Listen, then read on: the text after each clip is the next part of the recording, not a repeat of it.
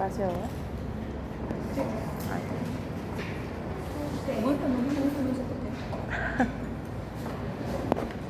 Bien, como hemos visto en la anterior clase, dentro de... Aquí está la pregunta de todas las tareas.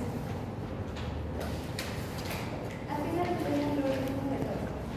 Vamos a hablar de una de las enfermedades más prevalentes y la vía final para la mayoría de las patologías que pueden llevarnos a una alteración cardíaca.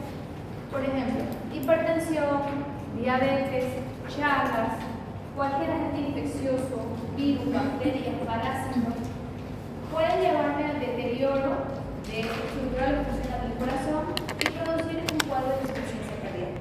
Entonces, es una enfermedad muy, muy importante y una enfermedad que requiere un tratamiento idóneo, rápido y correcto, mantenido en el tiempo. Dentro de todos los trabajos de investigación, dentro de todos los estudios epidemiológicos que se han realizado en los últimos 50 años, actualmente se tienen 4 pilares de tratamiento de insuficiencia cardíaca. ¿Ya? El primer pilar, que es como la base genética del tratamiento, están los IECA, ARA2 y los antagonistas del receptor angiotensina. En el segundo pilar están los beta-bloqueantes. En el tercer pilar están los antagonistas del receptor de mineralocorticoides. Y en el cuarto y último pilar están los inhibidores del SGLT2. ¿Ya? Todo paciente con tratamiento de insuficiencia cardíaca tiene que tener estos 4 fármacos en su arsenal terapéutico. Como siempre les digo, cada fármaco que nosotros le dejamos a nuestro paciente tiene que estar avalado en base a trabajos de investigación, metaanálisis, estudios randomizados, aleatorizados, no solamente opinión de expertos, en los cuales la recomendación sea fuerte. 1A, por ejemplo, está fuertemente recomendado en base a estudios, a evidencia científica de alta calidad, múltiples estudios en centros hospitalarios. Una clase 2A, por ejemplo, tiene una moderada recomendación, pero si es un nivel A, entonces sí es un medicamento adecuado o correcto. Vamos a definir qué es la insuficiencia cardíaca. Lo primero que tenemos que estar claro es que es un síndrome. La puertita, por favor, me la cierran. No la tranquen porque creo que van a seguir llegando. Pero la cierran por el aire. Ay, perdón, se acordaron. ¿Qué es un síndrome? Engloba signos y síntomas. Es un paciente complejo. Definiendo insuficiencia cardíaca, es un síndrome clínico causado por una anomalía estructural y funcional del corazón. ¿Ya? Entonces, si decimos estructural, ¿qué le viene a la mente como agentes etiológicos que me puedan producir daño estructural que luego me lleve a insuficiencia cardíaca? ¿Qué daño estructural? ¿Qué enfermedad produciría un daño estructural? Diabetes, chagas. ¿Cuál más? Infarto, muy bien. Más es funcional al principio, la hipertensión, y luego ya se convierte en estructural. ¿Otra? Sí, no. Miocarditis, cualquier tipo de miocarditis, valvulopatías, ¿ya? También hay hipertensión. Ahora, funcionales. Cualquier enfermedad no cardíaca me va a producir un daño funcional. Hipertiroidismo, lupus, alteraciones renales, ¿ya? Entra también hipertensión inicialmente. Uso de quimioterápico, por ejemplo, ¿ya? Este daño, esta alteración, esta anomalía estructural o funcional va a producir inicialmente un deterioro en la capacidad de bomba del corazón. Y este deterioro de la capacidad de bomba, esto es sumamente importante en el desarrollo de la fisiopatología. ¿Por qué? Porque al haber como una alarma, así un botón de pánico en el corazón, se aprieta este botón de pánico, esta falla, esa alarma, se va a poner en marcha en todo el cuerpo 3 sistemas. ¿Cuáles son estos sistemas? Ya lo vimos en la anterior clase. La neutrona es el final. ¿Cuál es el sistema? El eje, renina, angiotensina, aldosterona. Primer sistema. Segundo, el sistema nervioso simpático. Y por último, los péptidos natriuréticos. Estos 3 sistemas son importantísimos porque son nuestras dianas terapéuticas y porque son los que nos van a producir la clínica del paciente, el daño estructural del paciente. Estos síntomas, al ponerse en marcha, me van a producir las anomalías que me van a dar la clínica inicial en el paciente. ¿Ya? Estos 3 sistemas, al principio, van a hacer que el paciente compense, que el paciente esté parcialmente compensado y mejore el aporte de oxígeno y nutrientes.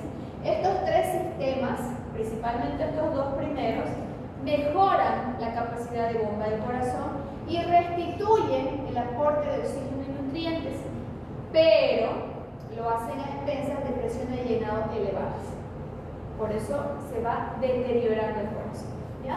Los síntomas cardinales o las manifestaciones no son exclusivas, pero sí son cardinales en el corazón. Tenemos disnea, fatiga y retención de líquido.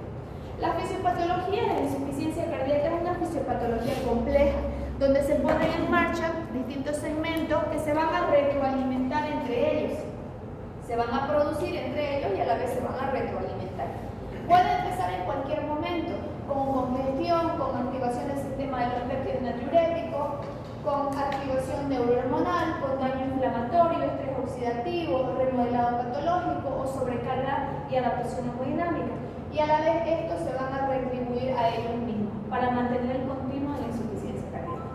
Entonces nosotros vamos a encontrar pacientes con edema de miembros inferiores, con hepatomegalia, con ascitis en anasarca, con ingurgitación yugular. Ven aquí, clavícula, ángulo de la mandíbula y yo trazo una línea recta, ¿ya?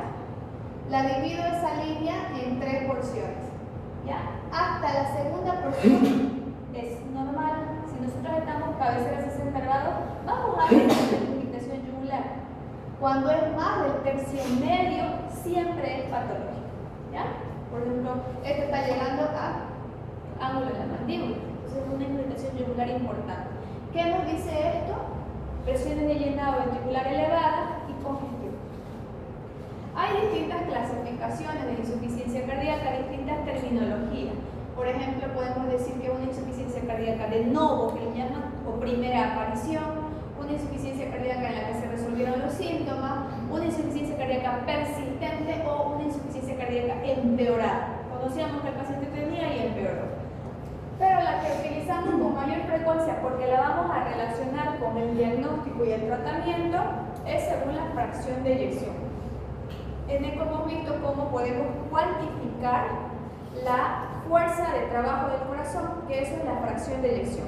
Esta fracción de eyección la vamos a dividir en 3.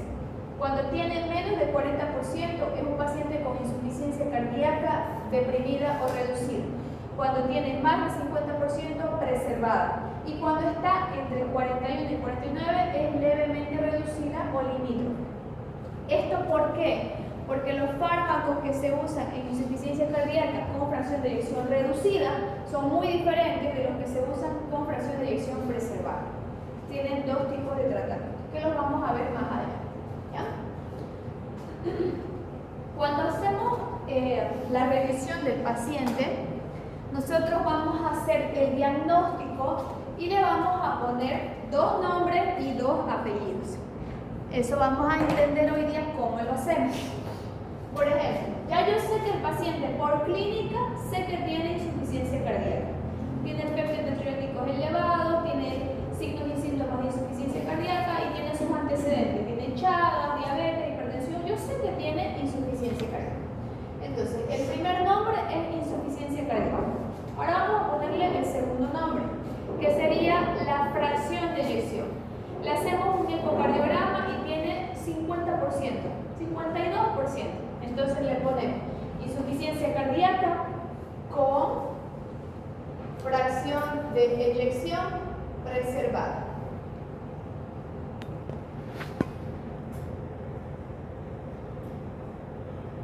Primer nombre, segundo nombre. Ahora le vamos a poner los apellidos.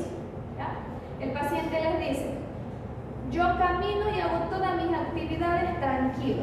No me produce ninguna molestia, no estoy cansado, no me fatigo. Clase funcional 1, 2, 3 o 4 de la New York Heart.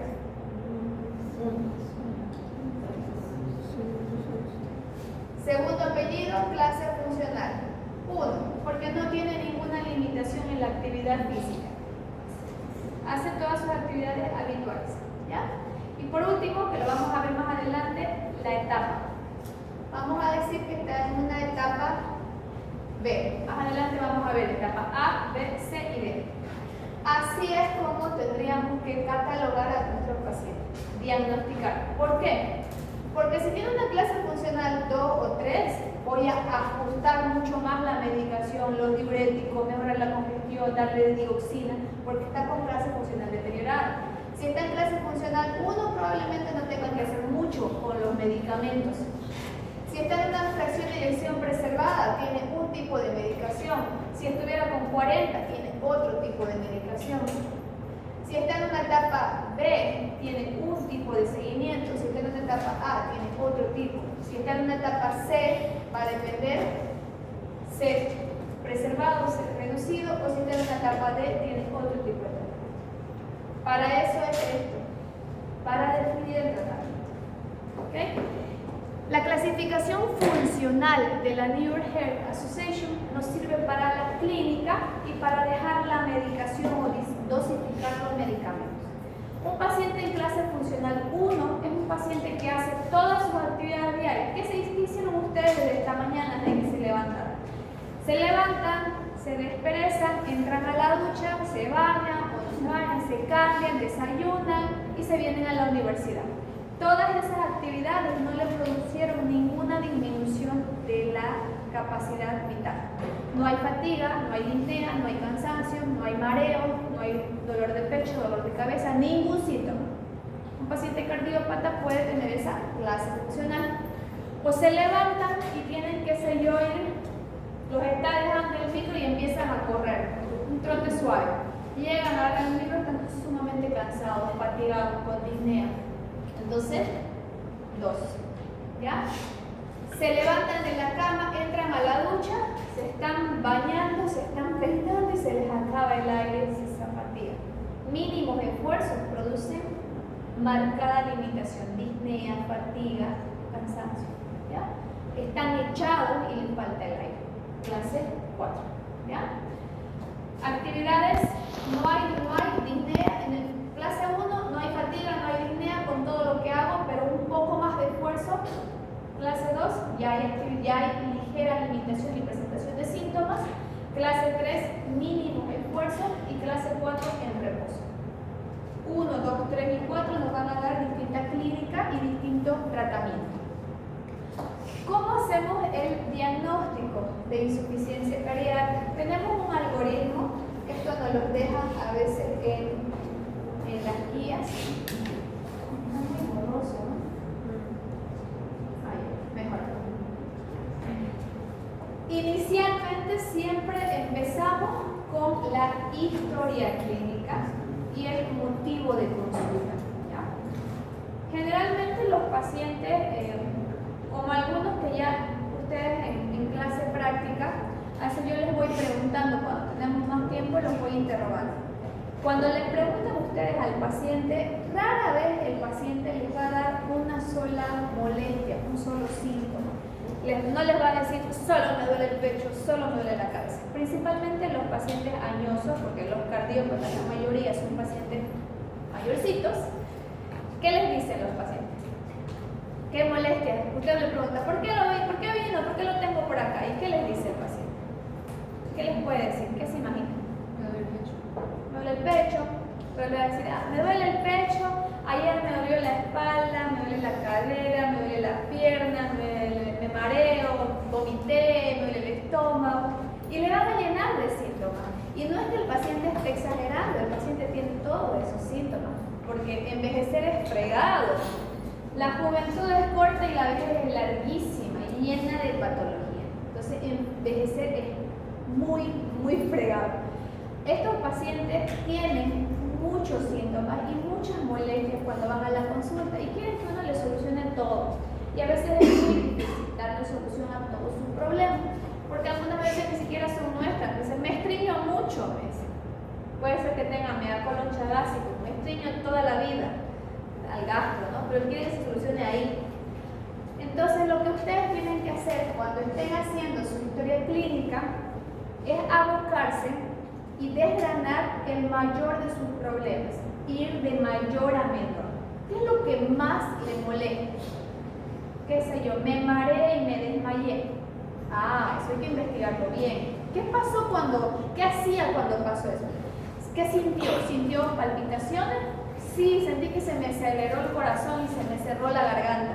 Puede ser que haya hecho un episodio de arritmia con muy frecuencia alta que lo llevó a bajo débito cerebral y hizo el 5. No tenía, me dolió fuerte el pecho. Puede ser que haya sido un vasoespasmo coronario en una arteria comprometida, hizo dolor precordial y se desmayó. O puede ser que me tomé mal la medicación, dosificó mal su antihipertensivo, hipotensó, se desmayó. Me levanté de golpe de la cama, me mareé y me desmayé. Vasovagal. El cuerpo no reaccionó rápido, no subió rápido la presión de decúbito a supino, entonces el paciente bajo débito cerebral y se desmayó. Entonces la mayor molestia la tienen que ir desgranando para poder ayudar al paciente. ¿Ya? Luego vamos al examen físico. En el examen físico, desde que el paciente está entrando por la puerta, ustedes ya lo están observando. ¿Están hinchadas las piernas? ¿No están hinchadas? Camina lento, camina rápido, necesita ayuda, tiene medio cuerpo paralizado, utiliza bastón, está en silla de ruedas. Desde que ingresa el paciente, ustedes ya lo tienen que ir examinando. Empezamos con práctica, ¿no? Por donde ustedes quieran, pero les aconsejo traten de empezar siempre por los pies porque se abocan al tórax y se olvidan del resto. Empezamos, ¿hay edema? ¿No hay edema? ¿Hay hepatomegalia? ¿Hay irritación yugular? ¿Deformidades? ¿Masa? ¿Enfermedad venosa? ¿Tiene un tubo tromboembólico pulmonar? ¿Tiene trombosis venosa profunda? ¿Es un diabético muy descompensado? Vemos extremidades frías, pálidas. ¿Tiene amputación traumática de algún dedo? ¿O tiene amputación por diabetes? ¿O algún diabético mal controlado? Si yo veo un paciente con amputación y me dicen que fue por diabetes, puedo sospechar que este paciente, si ya tiene arteriopatía periférica, va a tener arteriopatía coronaria. Entonces es un potencial paciente coronario. Veo su electro, tiene secuelas de infarto. Entonces vamos asociando la clínica y haciendo el trabajo de engranar con nuestros posibles diagnósticos. Electrolaboratorios, péptido-natriuréticos dan el diagnóstico de insuficiencia cardíaca y luego vamos al ecocardiograma y encasillamos a nuestros pacientes. FEBI preservada, normal, reducida. Evaluamos factores precipitantes, está con fiebre, está con dengue, está con infección urinaria, algo que me ha hecho empeorar la clínica. Y por último, tratamiento. ¿Ya? Un algoritmo, como para hacerlo rápido y sencillo. ¿Qué causas cardíacas te pueden llevar a insuficiencia cardíaca? Muchísimas, ¿no? Más adelante vamos a ver todos estos episodios índices y causas no cardíacas. Desde infecciones, sepsis, enfermedad pulmonar, inmunitarias. Estos son los estadios, este último apellido de pacientes con insuficiencia cardíaca o pacientes que pueden tener riesgo de insuficiencia cardíaca. ¿Ya? En el estadio A tenemos A, B, C y D. En el estadio A y B, los pacientes están en riesgo de desarrollar insuficiencia cardíaca. No la tienen aún, pero están en riesgo. ¿Ya? El estadio C y D son pacientes que ya tienen insuficiencia cardíaca. ¿Ya? El primer estadio es cualquier paciente que tiene un factor de riesgo conocido. Es obeso, tiene diabetes, es hipertenso, tiene hipo o hipertiroidismo, tiene demostrado en eco placas ateroscleróticas o angiotac con arterias coronarias con placas ateroscleróticas, eso es enfermedad aterosclerótica, o algún factor de riesgo de base. Pero le hacemos un eco, electro, resonancia, tomografía, cualquier examen de imagen y no hay daño estructural. Entonces, tenemos un factor de riesgo, pero no hay daño estructural y el paciente tampoco tiene síntomas. Ese es un estadio A. En el estadio A, ¿qué hacemos? Cambios en el estilo de vida, terapia médica óptima para sus enfermedades de base y alguna medicación dependiendo de su diagnóstico basal. Si es hipertenso, Yelgarado, si tiene enfermedad aterosclerótica, estatinas, ¿no? Y vigilamos, controles. En el estadio B, este paciente que estaba en un estadio A, que era diabético y no controlaba bien su azúcar, que era hipertenso y no tomaba la medicación, que tenía enfermedad aterosclerótica y se mandaba los churrascos todos los fines de semana, empeorando la enfermedad aterosclerótica, que era fumador, que consumía sustancias ilícitas, que masticaba coca, que no llevaba buena dieta, buena alimentación, muchos factores de riesgo, le hacemos electro, eco o algún examen de imagen y ya tiene daño estructural. Pero aún no tiene síntomas, porque sus sistemas lo están compensando. Entonces, ese es un estadio B. Paciente sin síntomas, pero con daño estructural. Aquí se hace prácticamente lo mismo en un estadio A, pero como ya tenemos un daño estructural, tenemos que trabajar sobre el agente biológico que me está produciendo el daño estructural. Es hipertenso, mejoramos la medicación remodeladora. Le podemos dejar beta bloqueante, antagonista receptor de mineralocorticoides, estatina, revascularizamos si es que tiene antecedentes de coronariopatía. O sea, tratamos el agente biológico.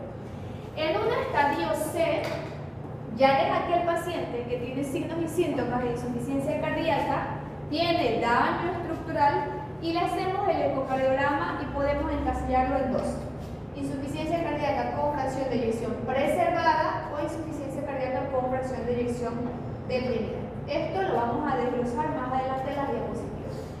Y el último paciente es estos que estaban en estadio C, que a pesar de todo el tratamiento médico óptimo, a pesar de revascularizarlo, colocarle el marcapaso, hacer todo lo necesario, no mejora la insuficiencia cardíaca. Estos pacientes son los que están a la espera de trasplante cardíaco o dispositivos intracardíacos. Los distintos estadios nos van a llevar a poder indicar el mejor tratamiento para el paciente. Ahora, vamos a hablar un poquito de la fisiopatología y de la activación de estos tres sistemas. Dentro de insuficiencia cardíaca podemos tener, por ejemplo, un cuadro séptico, un paciente que está haciendo, qué sé yo, una infección urinaria, complicó, hizo un shock séptico, esas bacterias que estaban en el torrente circulatorio migraron y se pegaron a la válvula aórtica, hizo una endocarditis de válvula aórtica, una insuficiencia aórtica severa, dilata de forma brusca el VI y eso es una insuficiencia cardíaca aguda. Un paciente, por otro lado, un paciente con Chagas, que va evolucionando mal, vamos viendo trastornos de contusión, dilatando de forma crónica, la evolución es en años, eso es una insuficiencia cardíaca crónica. En ambas, que tenemos disminución de la capacidad de bomba del corazón. ¿Listo? Dentro del desarrollo o dentro de la fisiopatología de cualquier paciente, siempre empezamos con el episodio índice. Este paciente está acá. diabético con antecedentes de Chagas, aterosclerótico, obeso, está acá, empieza acá.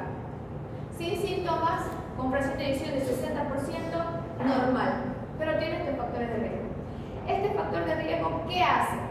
Me estimula el sistema de cascada, estos sistemas neurohormonales que van a producir aumento de la actividad del sistema nervioso simpático, aumento del eje renina-angiotensina-aldosterona, aumento de las citoquinas, vasoconstricción, remodelado, hipertrofia, apoptosis, fibrosis, y todo esto va a llevar a que de 60 vaya bajando 50, 40, 30, 20, y por supuesto, a medida que la fracción de eyección baja, aparecen los síntomas y se va a deteriorar. Estos tres sistemas tan importantes me van a ir produciendo los mecanismos inicialmente de defensa, pero que luego son deleterios, son dañinos para el corazón. Dentro de los episodios índices tenemos una veintena de causas. Pueden ser radiación, metales pesados, muchos medicamentos, todo lo que es enfermedad aterosclerótica, infarto, ¿ya? Podemos tener infiltración relacionada a tumores, miocarditis, pericarditis, alteraciones metabólicas, hormonales, cardiopatías congénitas. Todas estas nos pueden llevar al desarrollo de insuficiencia cardíaca. Dentro de estas etiologías, el agente etiológico o el episodio índice empieza siempre con la activación de estos sistemas. Activación del eje renina-angiotensina-aldosterona, activación del sistema nervioso simpático, activación de mecanismos renales y estimulación de los péptidos natriuréticos. El eje renina-angiotensina-aldosterona, las catecolaminas, la endotelina y los mecanismos renales van a mejorar inicialmente el rendimiento del VI, mejoran la precarga, la poscarga y mejoran el gasto cardíaco. Inicialmente son mecanismos buenos, me van a mejorar. Esto los estimula y este que está estimulado me mejora la función. Pero si esto se hace sostenido en el tiempo, lo que inicialmente era bueno se vuelve malo. ¿Por qué? Porque me produce fibrosis, apoptosis, hipertensión, hipertrofia, alteraciones celulares y moleculares que vamos a ver hoy, miotoxicidad que nos va a llevar a alteraciones como retención de sodio y agua, remodelado y empeoramiento. Esto empezó acá, ya estaba empeorando, ya estaba empeorada, estaba mal la fracción de eyección. Se activaron los mecanismos, me mejoró la fracción de eyección inicialmente, pero si se hace sostener en el tiempo, es contraproducente. Y tenemos pacientes con insuficiencia cardíaca, arritmias, infarto, disnea, edema y todos los síntomas. Estos sistemas son los que vamos a ver hoy. Inicialmente, cuando tengo retención de sodio y agua, mejora la precarga y mejora la capacidad de bono. Pero si lo sostengo en el tiempo, esta exagerada retención de sodio y agua sostenida, mantenida, que me produce congestión. Todos estos sistemas precoces son buenos. Si nosotros ahorita salimos y nos ponemos a trotar 10 kilómetros, ¿qué pasa? El corazón aumenta la precarga, aumenta la fracción de eyección, aumenta la fracción de eyección, la frecuencia cardíaca, la contractilidad.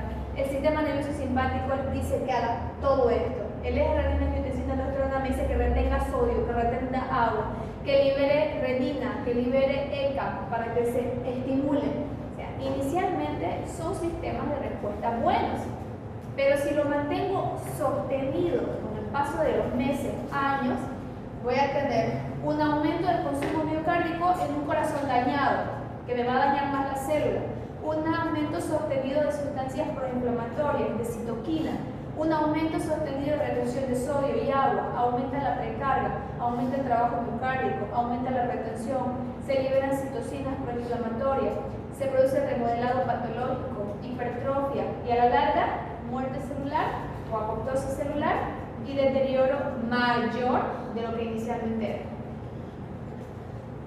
Estos tres sistemas son los sistemas neurohormonales y son importantísimas dianas terapéuticas en insuficiencia cardíaca. Tenemos dos villanos de forma muy general, porque aparte tenemos el sistema de la endotelina y los mecanismos renales, que no les voy a hablar mucho, vamos a hablar solamente de estos tres sistemas en el desarrollo de la fisiopatología de insuficiencia cardíaca, pero es mucho más complejo. Pero quedémonos con estos tres sistemas porque son los que nos van a dar la pauta para el tratamiento. Los villanos son el eje renina-angiotensina-aldosterona y el superhéroe es los péptidos natriuréticos. ¿Ya? El eje renina-angiotensina-aldosterona trabaja con la liberación de angiotensina 2 que se va a unir a su receptor AT1. Y el sistema nervioso simpático trabaja con las catecolaminas. Adrenalina, noradrenalina, que se van a ir a unir a receptores alfa, beta 1 o a veces beta 2. Estas neurohormonas van a ir a trabajar sobre receptores. ¿Quién revisó las diapositivas de receptores? Mal, muy mal. Y hoy todos receptores. Todos los receptores. Tenemos que revisar. 85% de nuestros receptores son receptores acoplados a proteína G. 90% de los fármacos que ustedes deberían ya ir conociendo y que cuando seamos médicos vamos a conocer mucho más, no me van a producir ningún cambio importante en la célula. Lo único que hacen es ir a modular la función de receptores. Los fármacos lo único que hacen es modular, bloquear, potenciar o enlentecer las funciones de receptores. Solo eso, solo modulan. No producen cambios nuevos, no producen reacciones químicas nuevas, exceptuando quimioterápicos y antimicrobianos, que si algunos me destruyen la membrana celular, me destruyen el núcleo, disminuyen la replicación, esos son aparte. Pero el otro 90% de fármacos, que ya los conocemos, furosemida, espironolactona, enalapril, carvedilol, bisoprolol, sacubitril/valsartán, dapaglifosina, canaglifosina, ¿qué hacen? Se van a unir a receptores, solo eso. Por eso es tan importante que repasen receptores, tienen que conocer los receptores. Dentro de los efectos que tenemos, vasoconstricción, aumento de la presión. El eje renina-angiotensina-aldosterona me estimula el sistema nervioso simpático. El sistema nervioso simpático me estimula el eje renina-angiotensina-aldosterona. Se retroalimentan de forma positiva. ¿Ya? Vamos a conocer un poquito de ambos. El sistema nervioso simpático es el que nos prepara para la lucha. Siempre hay esa división. El parasimpático nos enlentece, disminuye el peristaltismo, disminuye la frecuencia, disminuye la taquicardia, la fuerza de contracción, nos prepara para el reposo. En cambio, el sistema nervioso simpático es el que nos prepara para la lucha. Es el que está activado en su primer parcial, segundo parcial, final y en las prácticas. Que la doctora no me pregunte, dice. Este sistema nervioso simpático es el que se encarga de prepararnos para la lucha, de elevarnos el cortisol, de aumentar las catecolaminas. Y es el que nos va a producir los efectos deleterios a largo plazo. Trabaja con dos neurohormonas principales, la adrenalina y la noradrenalina. Este sistema nervioso simpático es muy importante en el control y mantenimiento de la presión arterial. Es muy importante en eso. Entonces es una diana terapéutica espectacular. Ahora, les presento los receptores, que deberían haberlos conocido. Hola estudiantes, soy el receptor acoplado a proteína G. ¿Ya? ¿Por qué se llama receptor acoplado a proteína G? El receptor en sí es este pedacito. ¿Ya? La proteína G es esta. ¿Ya? Esta se llama, hay distintas proteínas G en el cuerpo. Tenemos proteínas G monoméricas que tienen una sola porción y esta es una proteína G heterotrimérica. Heterotrimérica porque tiene 3 diferentes tamaños, porción alfa, beta y gamma. ¿Ya? La secuencia, los mecanismos intracelulares, mecanismos químicos, fisiológicos intracelulares, se producen gracias a segundos mensajeros. Las señales intracelulares se van a producir gracias a estos segundos mensajeros. Cuando se libera catecolaminas como adrenalina, noradrenalina, angiotensina 2, endotelina o cualquier neurohormona, esta va a venir a unirse a este receptor. Aquí. La adrenalina y la noradrenalina se unen al receptor, produce un cambio conformacional en esta proteína y lo que hace es que esta suelte la porción alfa, que sería la porción que se llama catalítica en bioquímica. Esta porción alfa se separa y se va a unir a la adenilatociclasa. En estos momentos, para separarse y unirse, la molécula de energía que utiliza es el GDP por GTP. Al unirse a la adenilatociclasa actúa como el primer segundo mensajero. Hace que se active el AMP cíclico intracelular, aumentando su porcentaje dentro de la célula. Y este AMP cíclico intracelular es el que sería el catalizador. Va a ir a unirse a una proteinquinasa, que es la proteinquinasa A, para estimular al calcio calmodulina para que se produzca un aumento en la fuerza de contracción a nivel de la fibra miocárdica. Entonces, cuando ustedes dicen, o cuando nosotros hablamos, hay un aumento de la fuerza de contracción mediada por las catecolaminas. ¿Cómo se produjo esto? A escala. En cada una de las células miocárdicas del corazón se está produciendo esto. Moléculas de adrenalina están yendo a unirse a los receptores de todos los miocitos. Todos estos miocitos en conjunto están aumentando el AMP cíclico intracelular, estimulando la proteinquinasa A, que estimula el calcio calmodulina, que aumenta la fuerza de contracción. Es así de complejo las reacciones bioquímicas intracelulares. Y esto es sencillo para explicarles, porque en realidad es mucho más complejo. Aquí hay más cascadas celulares, pero es para que nos demos una idea. Entonces, cuando le doy carvedilol a mi paciente, ¿qué estamos haciendo? El carvedilol lo único que está haciendo es viaja en el torrente circulatorio y compite por el sitio unión y no deja que la adrenalina y la noradrenalina se unan, para que nada de esto se produzca. Absurdo suena, pero ese es el beneficio del medicamento. Lo importante es conocer los mecanismos intracelulares. Existen otros efectos, por supuesto. Este calcio calmodulina unido a la proteinquinasa A tiene otros efectos intracelulares. Yo necesito, para que aumente la fuerza de contracción, azúcar, que es la gasolina de todas nuestras células. Todas nuestras células funcionan con azúcar, por eso la glucosa es tan importante. Entonces, esto produce glucogenólisis, para que la misma célula produzca su propio azúcar y no tenga que depender del azúcar en plata. Dependiendo del tipo de la célula, por ejemplo, si tuviera una célula muscular lisa, ¿dónde están las células musculares lisas? En la vasculatura de todo el sistema arterial periférico. Todas nuestras células vasculares periféricas son células musculares lisas. ¿No?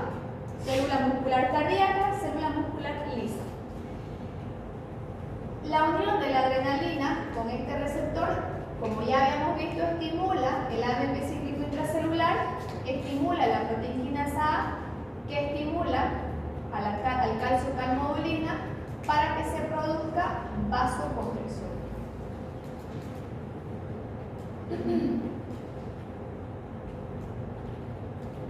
Por otro lado, si tengo otro tipo de receptor y lo que quiero es mejorar la vasodilatación, puedo tener fármacos, puedo tener medicamentos que me ayuden con esto. En el caso de que estimulemos un receptor alfa, por ejemplo, acá vamos a agarrar otro segundo mensajero que es la adenilatociclasa. La adenilatociclasa trabaja activando y aumentando el AMP cíclico intracelular, pero si bloqueo, ya no es un receptor beta, o sea, estos receptores acoplados a proteína G, lo que quiero que entiendan es que no todos son iguales, pueden tener distintos nombres. Puede ser receptor alfa, puede ser receptor beta, puede ser receptor para endotelina, puede ser receptor angiotensina AT1 o AT2 para angiotensina. Y dependiendo del tipo de receptor que sea, el efecto intracelular va a ser diferente. En el receptor beta veíamos que se estimulaba la emilatociclasa. La adrenalina, al unirse al receptor beta, estimulaba la emilatociclasa. Ahora, en este receptor alfa, la adrenalina, la noradrenalina, al unirse, está inactivando la emilatociclasa. El efecto contrario, misma estructura del receptor, diferente tipo de receptor. Ambos son receptores acoplados a proteína G, pero son receptores cuyo efecto es diferente. Y así, en esta célula la podemos llenar de receptores. Aquí tengo un receptor iónico para calcio. Puedo poner receptores tirosinasa, puedo poner receptores tipo JAK, puedo poner varios receptores para insulina, por ejemplo. En toda la membrana celular de una misma célula pueden haber docenas de diferentes tipos de receptores. Por eso nuestras células son tan complejas. En este caso, al permanecer inactivo el AMP cíclico intracelular, no tenemos una porción catalítica, no hay reacciones intracelulares. En el caso de esta célula muscular lisa, por ejemplo, al ingresar calcio, podríamos producir vasoconstricción. ¿Y quién se acuerda de? Todo tiene un porqué. ¿Quién se acuerda de cuál es la fórmula de la presión arterial? Ya avanzamos en la anterior tema. Bien. Por es resistencia vascular periférica. ¿Ya? Entonces, célula muscular lisa. Este es un dibujo ampliado. ¿Ya? Esta es una molécula de adrenalina o de noradrenalina. Pero esto se está produciendo en toda nuestra vasculatura periférica simultáneamente. Toneladas de señales están saliendo del sistema nervioso central para decirle al sistema nervioso simpático que libere al torrente circulatorio adrenalina y catecolaminas, noradrenalina y adrenalina. Todas nuestras células de los brazos, de las piernas, aorta, ilíacas, todas están produciendo al mismo tiempo vasoconstricción. Entonces, ¿qué tenemos acá? Aumento de la resistencia vascular periférica y por lo tanto tenemos aumento de la presión arterial. Volviendo a la diapositiva anterior, tenemos aumento de la fuerza de contracción, por lo tanto tenemos aumento del gasto cardíaco, aumento de la presión arterial. Entonces, viene mi paciente, diagnóstico de insuficiencia cardíaca, empezamos la medicación. Le dejo carvedilol. ¿Qué hace el carvedilol? Disminuye la fuerza de contracción, la frecuencia cardíaca, baja el gasto cardíaco, baja la presión arterial. Me produce vasodilatación porque me bloqueo este sistema, disminuye la resistencia vascular periférica, disminuye la presión arterial. Distintos mecanismos o dianas terapéuticas con un solo fármaco. Y es mucho más complejo. ¿Por qué? Porque esta activación del sistema nervioso simpático va a tener efectos a corto plazo, como estos: aumento de la resistencia, aumento del gasto cardíaco, aumento de la tensión arterial. Esos son efectos a corto plazo. Pero también vamos a tener efectos a largo plazo, porque van a producir cambios intracelulares para producir genes de hipertrofia. Esto es un ventrículo izquierdo normal.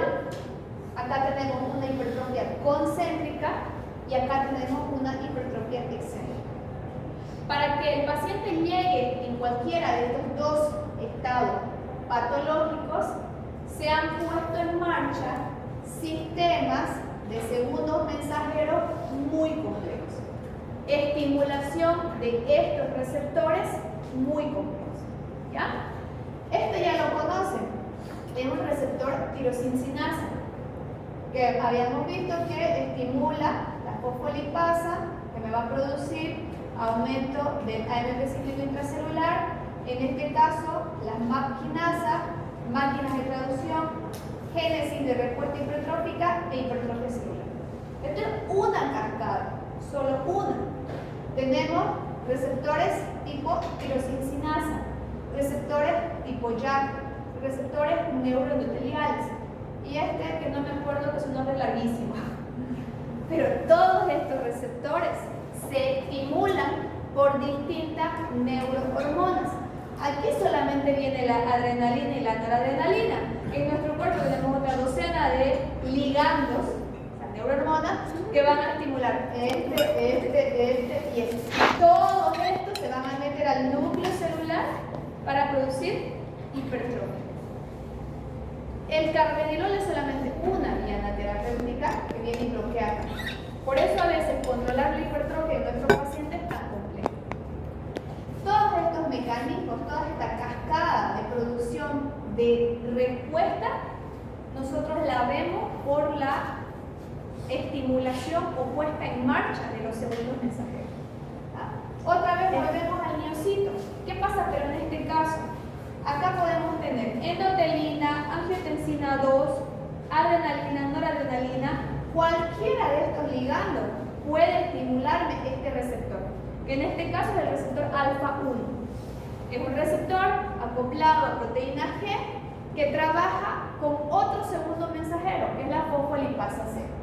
Al separarse, la porción alfa estimula la fosfolipasa C y esta se va a la membrana celular para dividir el diacilglicerol en inositol trifosfato y el inositol difosfato en diacilglicerol y en inositol trifosfato. El inositol trifosfato saca calcio del retículo sarcoplásmico. Este calcio es importante para la fuerza de contracción, pero a su vez el diacilglicerol va a iniciar esa cascada de respuesta hipertrófica. Proteinquinasa C, el RAS es una proteína G monomérica. La proteinquinasa C estimula la proteína G monomérica, que me va a estimular la MAP quinasa, para que se meta dentro del núcleo celular y produzca el ARN mensajero que va a codificar los genes de respuesta hipertrófica. Entonces, esto sería una respuesta tardía. El sistema nervioso simpático, la angiotensina 2, los mecanismos renales, los mecanismos neurohormonales tienen respuesta corta, pronta y también respuesta tardía. Y ahí vemos el remodelado, la hipertrofia, muerte celular que se produce de esta manera. No solamente la hipertrofia. Y hay otro, ¿no? Esto ya no lo voy a alcanzar porque van a decir que tengo un problema con los receptores. Receptores tirosincinases, receptores tipo JAK, receptores de estiramiento. Cuando la fibra miocárdica se estira, produce genes de respuesta hipertrófica. La bioquímica es compleja de la hipertrofia como de todas las patologías, no solamente las cardíacas. Acá tenemos la angiotensina 2, por ejemplo, y todos los genes descubiertos que pueden producir hipertrofia celular. ¿Ya? Es por eso que cuando nosotros damos un medicamento como el carvedilol, atenolol, bisoprolol, metoprolol, nebivolol, cualquiera de los betabloqueantes, estamos trabajando en múltiples efectos. Disminuir la frecuencia, disminuir la presión, disminuir el remodelado, disminuir el trabajo, el consumo miocárdico de oxígeno, y todos estos puntos nos tendrían que ayudar a mejorar la clínica de nuestro paciente. ¿Ya? En relación a los betabloqueantes, hay que tener mucho cuidado, principalmente recuérdenlo siempre con una cosa, que es la frecuencia cardíaca. ¿Ya? La principal contraindicación del uso de betabloqueantes es la bradicardia o trastornos de conducción como bloqueos auriculoventriculares. Distintos estudios que avalan que los fármacos son buenos. Todo es base a trabajo científico. Vamos con el segundo. Cuando tenemos una disminución de la capacidad de bomba del corazón y una disminución del débito cardíaco y por ende disminución del aporte de oxígeno y nutrientes a todos nuestros tejidos, el cerebro y nuestros tejidos se van a poner en marcha para mandar señales de alarma. El cerebro es el que nos controla todo. El hígado empieza a producir angiotensinógeno, el pulmón empieza a producir ECA, el riñón empieza a producir renina. Entonces todos se ponen de acuerdo y se ponen en marcha de hacer algo para mejorar la función de bomba. Porque el riñón dice, me está llegando menos flujo, vasoconstricción de la arteria deferente, estimulo las células glomerulares y produzco renina. El pulmón dice, está fallando el oxígeno, no me llega la suficiente cantidad de oxígeno, estimulo la producción de ECA. El hígado dice, no tengo los suficientes nutrientes, estimula la producción de angiotensinógeno. Y así ponemos en marcha la cascada. El angiotensinógeno producido en el hígado se va a convertir en angiotensina 1 gracias a la renina producida en el riñón. La angiotensina 1 va a convertirse en angiotensina 2 gracias a la ECA producida por el pulmón. Y esta angiotensina 2 ya de por sí es una molécula villana, es una molécula que tiene muchos efectos deleterios, malos. Todo lo que ya habíamos hablado del sistema nervioso simpático y más.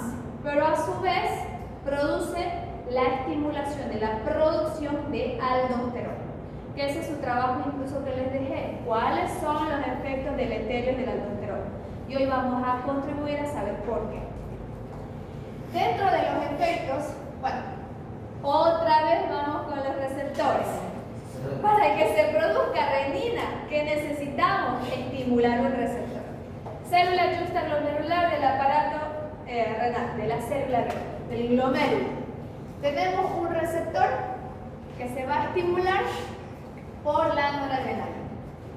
Se libera de enilatociclasa, la enilatociclasa aumenta el AMP cíclico intracelular, se libera la porción reguladora de la porción catalítica de esta proteínasa A y esta proteínasa A estimula tanto al núcleo como a las vesículas de renina para que las vesículas de renina liberen plasma y para que el núcleo produzca prorenina, que es más producción de renina. Entonces, esta estimulación de adrenalina, noradrenalina, catecolamina, angiotensina, endotelina y todas las neurohormonas que se les ocurra, libera renina y a la vez le dice a la maquinaria producir más renina. ¿Tienen? Dos retroalimentaciones. Entonces todas estas neurohormonas nos producen la liberación de renina. La aurícula se dilata por sobrecarga de volumen, por vasoconstricción periférica llegó a mayor volumen, aumentó la precarga, se liberó péptido natriurético.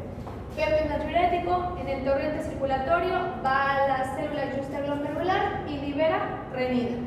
Angiotensina 2 libera renina. Endotelina libera renina. Vasopresina libera renina. Todas estas neurohormonas liberan renina.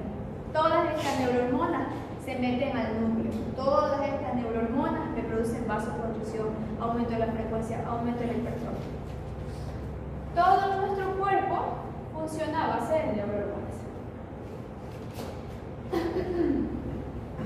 Dentro de los efectos de la angiotensina 2, no se los puse cada uno celulares para no cansarlos con los receptores, pero de forma final, ¿qué vamos a ver?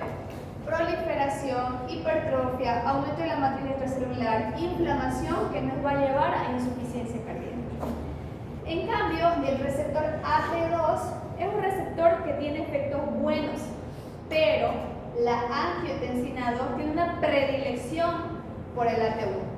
Entonces, casi nunca se une con el AT2. Por eso, cuando nosotros damos IECA o ARA2, por ejemplo, vámonos a hablar un poquitito de fármacos.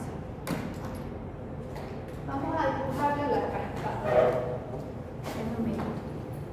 Porque ya ustedes conocen IECA, conocen ARA2, de nombre lo conocen bien. Pero ahora vamos a ver algunos de sus mecanismos de acción. ¿Ya? Esta cascada la tienen que conocer muy bien. ¿Ya? ¿Cómo empieza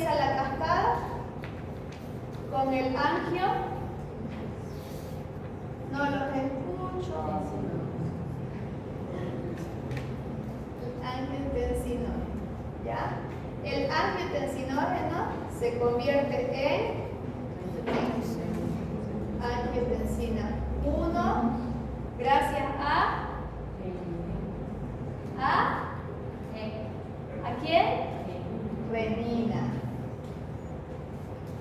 La renina convierte el angiotensinógeno en angiotensina 1, ¿ya? Ahora, la angiotensina 1 se convierte en, gracias a la ECA, angiotensina 2, gracias a la ECA, la enzima convertidora de angiotensina. Ahora, esta angiotensina 2 es la mala de la película, ¿no es cierto? Pero va a producir sus efectos malos al unirse a su receptor AT1. ¿Ya? Cuando se une el receptor AT1, esto lo vamos a dibujar mal. ¿Ya? Pero si esta angiotensina 2 se uniera a su AT2, sería buena, ¿no es cierto? ¿Vamos bien? Como a mi hijo de 4 años se lo estoy dibujando, como a mi bebés. Ahora, ¿qué hace la IECA? O ¿qué hace, perdón, un IECA? No es la un IECA. Un enalapril, un captopril, un lisinopril, un ramipril. ¿Qué hace un IECA? Inhibe. Ah, bien. Así. Pa. Globitos rojos artificiales en la cabeza. Acá. IECA. ¿Ya? Entonces, tenemos un bloqueo alto, muy alto. ¿Ya? Un IECA no va a dejar que haya angiotensina 2. Ahora, ¿qué hace un ARA2? ¿Qué es un ARA2? Antagonista de receptor de angiotensina 2. Entonces, cada fármaco tiene su beneficio, tiene su plus, ¿no? Entonces, ¿qué es lo que hace el ARA2? Llámese losartán, valsartán, carbesartán, va a venir y se va a meter así, como el fan de la relación, ¿no? Está de moda. Viene y se une al AT1 y no deja que esta angiotensina 2 se una. Es como que viene aquí y aquí se mete el losartán. Este es un losartán. Ahí está el losartán. Ya no se une la AT2 al AT1, la angiotensina 2 al receptor AT1. Eso a veces genera un poquito de confusión, AT1, AT2. Este es angiotensina 2, este es receptor AT1 y este es receptor AT2. ¿Ya? La angiotensina 2, al unirse al receptor AT1, produce lo malo. ¿Ya? Pero se ha visto en trabajos de investigación que cuando tenemos angiotensina 2 circulando en el plasma, aún se mantienen efectos deleterios, efectos malos. Por eso siempre es mejor un bloqueo más alto.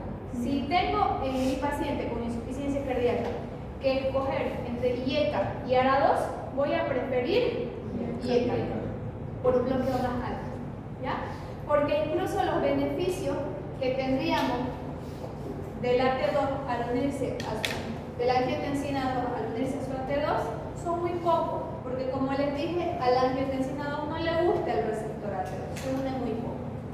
Pero eso es para que entendamos cómo trabajan las dos familias de fármacos. ¿Ya? Tenemos distintos factores y sus efectos en relación a la liberación. Ahora, la aldosterona es esta vía final. La angiotensina 2 es solamente, miren, es solamente uno de los tantos ligandos que me va a producir la liberación de aldosterona. Esta angiotensina 2 es un ligando, es una neurohormona. Esta neurohormona va a producir la estimulación de la liberación de aldosterona. Pero existen otras sustancias que también me producen la liberación de aldosterona. Por ejemplo, el aumento del potasio, en el caso de pacientes renales, el aumento de la hormona adrenocorticotropa, la endotelina y la serotonina. Y algunas sustancias lo inhiben, como por ejemplo los superhéroes que vamos a ver más adelante, que son los péptidos natriuréticos, inhiben la producción de aldosterona, por eso son buenos, y también la dopamina. Es fármaco poco producido.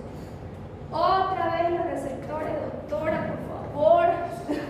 Pero es así. Todo nuestro cuerpo es a base de receptores. ¿Cómo se produce la liberación de aldosterona? Estas vesículas. Siempre la aldosterona tiene una base de colesterol, LDL. Para su producción vamos a tener angiotensina 2, potasio, por ejemplo. Esta angiotensina 2 se une a su receptor acoplado a proteína G. Este receptor acoplado a proteína G trabaja vía fosfolipasa C, aumentando el AMP cíclico intracelular, aumentando la producción de proteinquinasa C y estimulando la liberación o la conversión, de estos ésteres de colesterol en aldosterona. También tenemos el potasio que induce calcio, la hormona adrenocorticotrópica, igual aumentando el AMP cíclico intracelular, y distintos mecanismos que pueden haber para la liberación de estas vesículas de aldosterona. ¿Y por qué es tan mala la aldosterona? Ustedes ya lo saben porque ya hicieron su tarea, espero que la hayan hecho a conciencia. Esta aldosterona, al ir a estimular otros receptores en distintos tejidos, va a producir hipertrofia y remodelado cardíaco, daño renal, induce la inflamación, produce vasoconstricción, estimula al mismo sistema nervioso simpático, disminuye la variabilidad de la frecuencia cardíaca, produce arritmias que nos van a llevar a hipertensión, isquemia, edema, insuficiencia cardíaca, hipertrofia, insuficiencia renal, muerte súbita del paciente. Por eso es tan importante y es un pilar en el tratamiento de insuficiencia cardíaca. En la primera diapositiva veían antagonista del receptor del mineralocorticoide. Antagonistas del receptor del mineralocorticoide.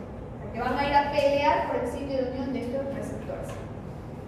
No de estos, ¿no? De que vaya a unirse la aldosterona, pero por mostrar.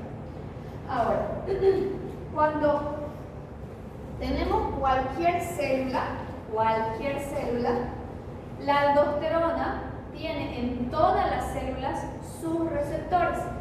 Receptor de mineralocorticoides. Este es su receptor.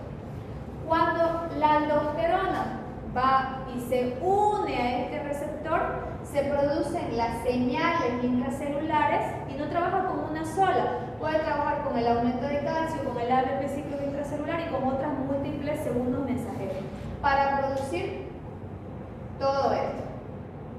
Y aparte de producir estas secuencias rápidas, produce cambios en el genoma, en el ARN mensajero.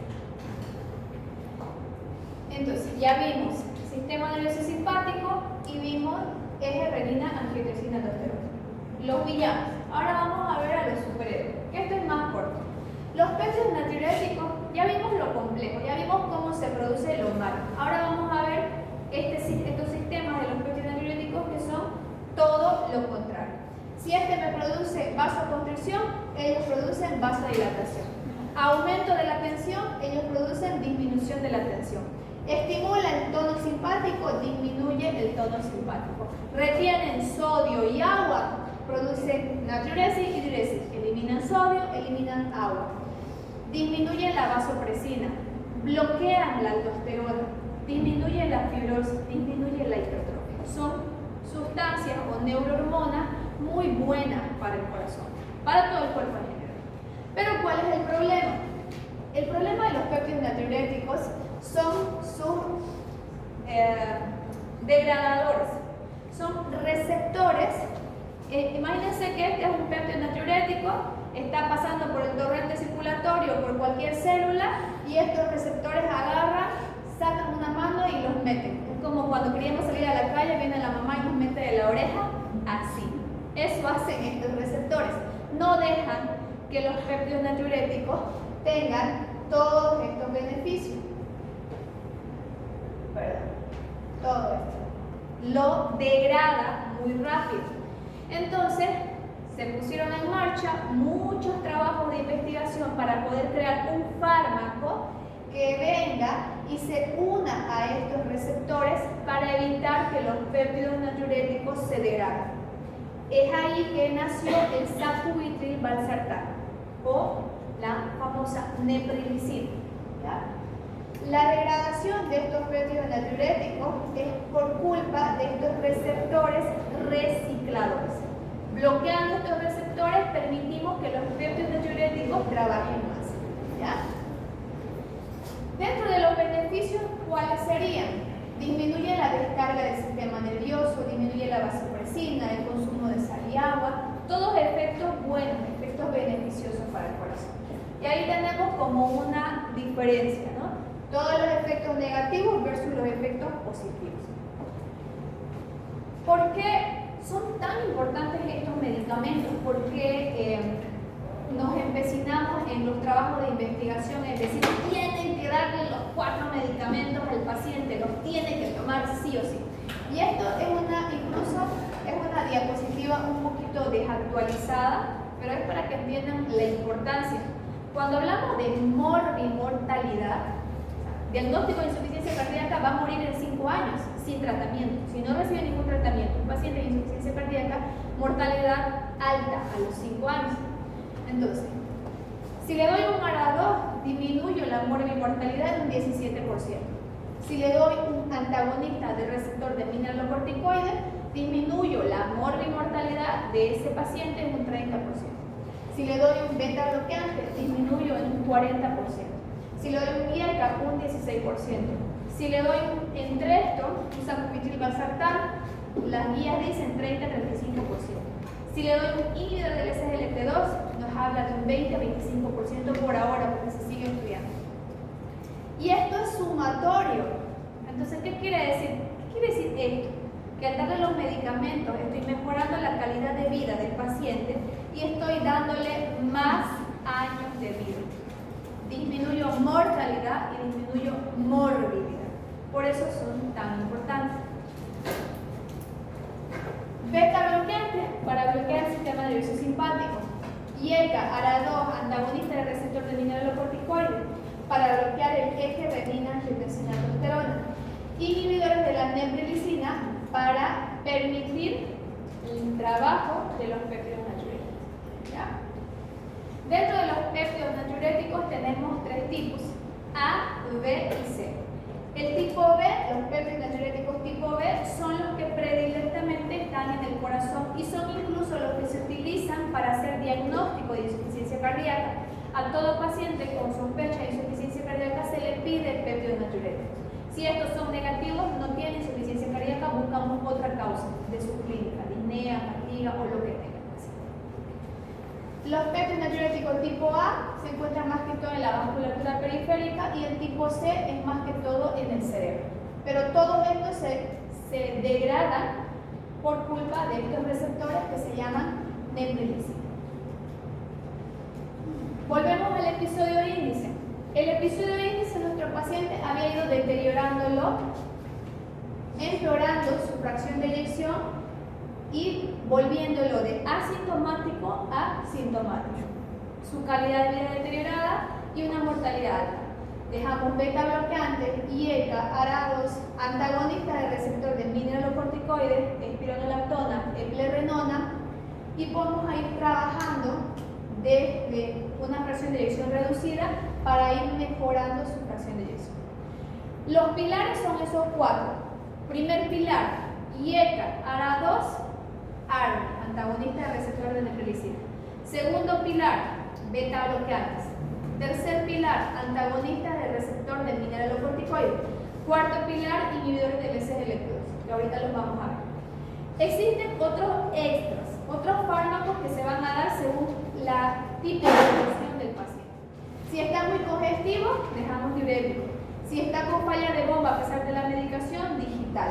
Si está taquicárdico a pesar de los betabloqueantes, ivabradina. Si tiene muerte cardíaca súbita por taquicardia ventricular, DAI. Si tiene bloqueo completo de rama izquierda, resincronización. Entonces va a depender de la tipificación del paciente. Un paciente con insuficiencia cardíaca reducida, nosotros vamos a ir siguiendo un algoritmo para poder catalogarlo y medicarlo, ¿ya? El sacubitril valsartán, este antagonista del receptor de neprilicina, viene en estas tres presentaciones.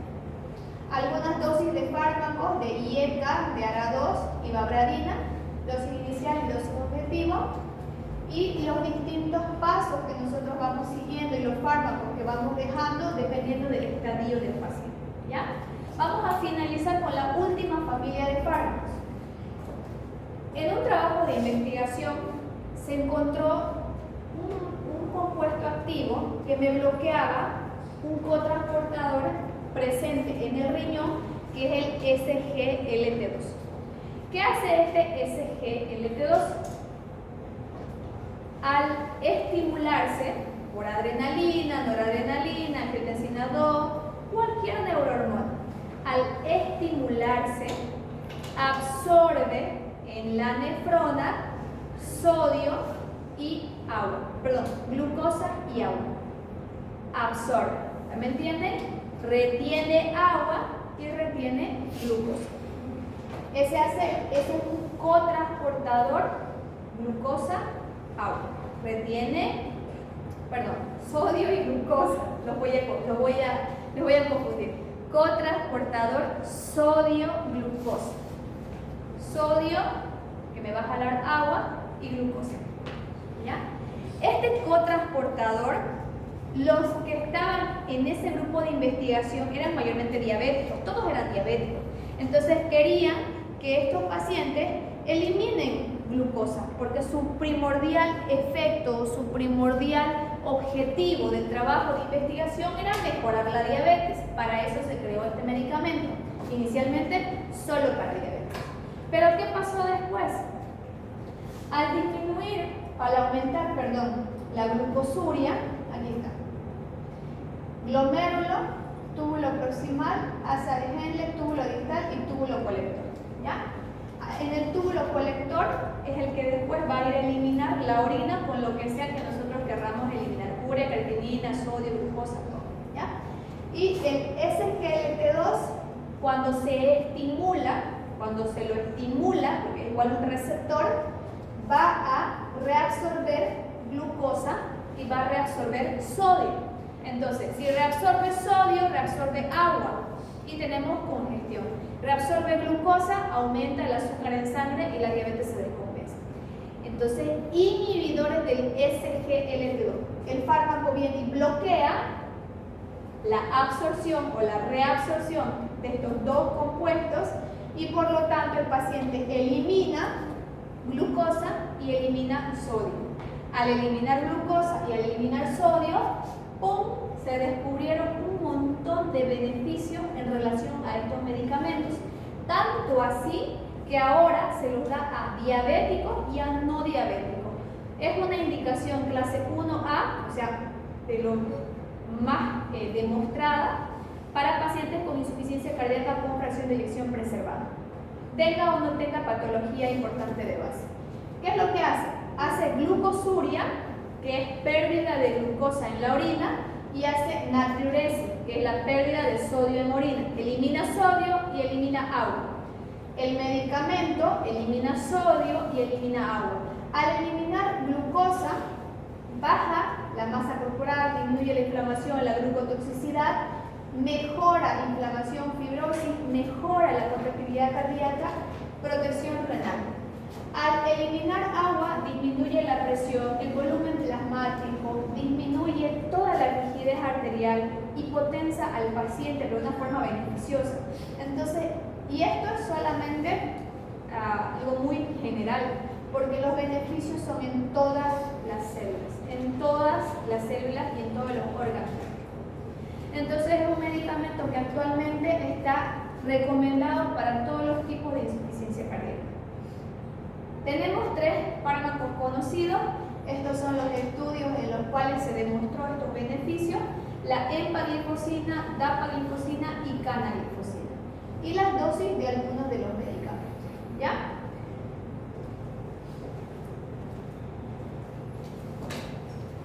Paciente femenina, hipertensa, diabetes, hipercolesterolemia. Tenemos electro y ecocardiograma normal, no tiene ningún síntoma. ¿En qué estadio la pondríamos? ¿Estadio A, B, C o D? A, muy bien. Estadio A. ¿Ya? Son pacientes con factores de riesgo que no tienen signos y síntomas y en los cuales hago control de estos factores de riesgo. ¿Ya? Últimas 5 diapositivas y terminamos. Entonces, paciente en estadio A. Otro caso. ¿Qué podemos hacer? Prevención. Siempre es prevención. Optimizamos el tratamiento de hipertensión, optimizamos el tratamiento de su diabetes, bajamos el colesterol, aplicamos cambios en el estilo de vida, buena dieta, actividad física, prevención. ¿Ya? Siguiente. 70 años, infarto de miocardio reciente, tiene una fracción de eyección del 38%, pero no tiene signos y síntomas. ¿En qué estadio está? B. No tiene signos y síntomas. Estadio B. Son pacientes sin signos y síntomas, pero con daño estructural cardíaco. Porque una fiebre del 38%, por supuesto que tiene daño estructural. Entonces, este paciente tuvo un infarto. ¿Qué podemos hacer? Lo revascularizamos, tal vez mejora esta fracción de eyección, no sé si normalice, pero que llega a 45% ya es ganancia, ¿no es cierto? Entonces, en el que hacemos, está en un estadio B, podemos revascularizarlo. IECA, ARA2, beta bloqueantes y otras terapias que requeramos o que creamos que son necesarias. ¿Ya? Uy, me adelanté, ya ni modo. 63 años, insuficiencia cardíaca, 35% y está hospitalizado por disnea. Un estadio C. ¿Ya? En este caso, vamos a desglosar si este es un estadio C que puede recuperar o si este es un estadio que va a ir empeorando. Porque si recuperamos, puede ser que tenga fracción de eyección de 35%, tal vez una miocarditis en ese momento, mejora la miocarditis, mejora la fracción de eyección y pasa a un estadio B, ¿no? O si es en todo caso un infarto de miocardio fulminante con un remodelado patológico que ya no tiene capacidad que está necrosado, que está fibrosado, que no va a mejorar, probablemente pasa a un estadio B, ¿no? El estadio C, si tiene fracción de eyección preservada, inhibidores del SGLT2 y control de comorbilidades. Si tiene un estadio con fracción de eyección reducida, los 4 mosqueteros. Y el CARA2 o ARNI, beta bloqueante, antagonista del receptor de mineralocorticoides y, no olvidé uno, inhibidores del SGLT2. Doctora, ¿en cuál se divide? ¿El paciente? No, O el los estadio C. El estadio C son estos dos. Pacientes en estadio C con fracción de eyección reducida y pacientes en estadio C con fracción de eyección deprimida. Perdón, conservada.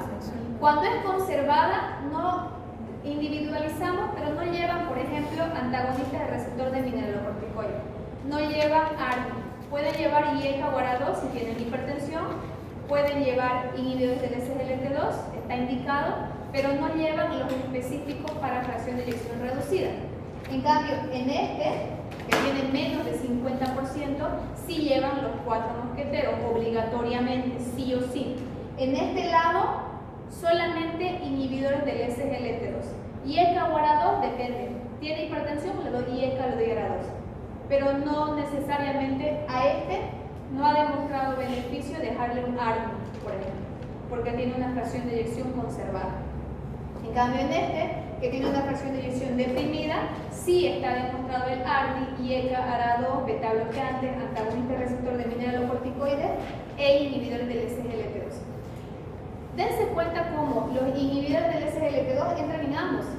En ambos. Los ARNI no. Los ARNI, por ejemplo, solo acá. Acá no. El antagonista del receptor de mineralocorticoides solo acá. Acá no. Los IECA y ARA2 puede que sí. ¿Por qué? Por hipertensión o diabetes. Pero acá sí o sí como remodelador cardíaco. Esas son las dos diferencias. ¿Ya? Y por último, y este era mi paciente. Lamentablemente falleció. Pero 5 años de insuficiencia cardíaca, hipertenso, terapia médica óptima, tenía hipercolesterolemia y fibrilación auricular. ¿Ya? Refractario al tratamiento, internaciones recurrentes por insuficiencia cardíaca, tratamiento con medicamentos en dosis máxima tolerada y a pesar de eso sintomático. ¿Qué estadio? B. Si hubiéramos podido hacer el trasplante o resincronizador o DAI, tal vez hubiéramos podido tener un poco más de años de vida. Y esto es lo que les hablaba de la célula y los receptores. Todos son receptores. ¿En estadio B ya necesitamos Los de estadio D son pacientes. Un ratito, su compañera me pregunta si los de estadio D son todos para trasplante. Es una de las terapias. Si ustedes ven acá, en estos pacientes tienen insuficiencia cardíaca refractaria. Pero para decir insuficiencia cardíaca refractaria, yo tengo que haberlo intentado todo, con todos los medicamentos a la dosis máxima tolerada. Todo. Y a pesar de haberlo intentado todo, el paciente sigue internándose por insuficiencia cardíaca, sigue con complicaciones como arritmias, embolias, se descompensa con nada a pesar de que yo intenté todo. ¿Qué se puede hacer en ese caso? Medidas cardíacas avanzadas. Desfibrilador, si hace taquicardias ventriculares, resincronizador, si tal vez tiene bloqueo de Raminski y puedo mejorar, trasplante cardíaco. Ahora, hay otros dispositivos de asistencia ventricular que se llaman, que no los tienen todos los centros porque son dispositivos muy complejos. Hay incluso terapia membrana extracorpórea, que es como que conecta a una máquina, que es la máquina la que bombea y la que oxigena, porque la parte cardíaca no funciona. O sea, son pacientes que lo intenté todo y no funciona y tenemos que intentar medidas extremas. Eso sería una estadía. ¿Ya? Un minuto, les llamo lista. Ay, no. Gracias. Ya, rapidito.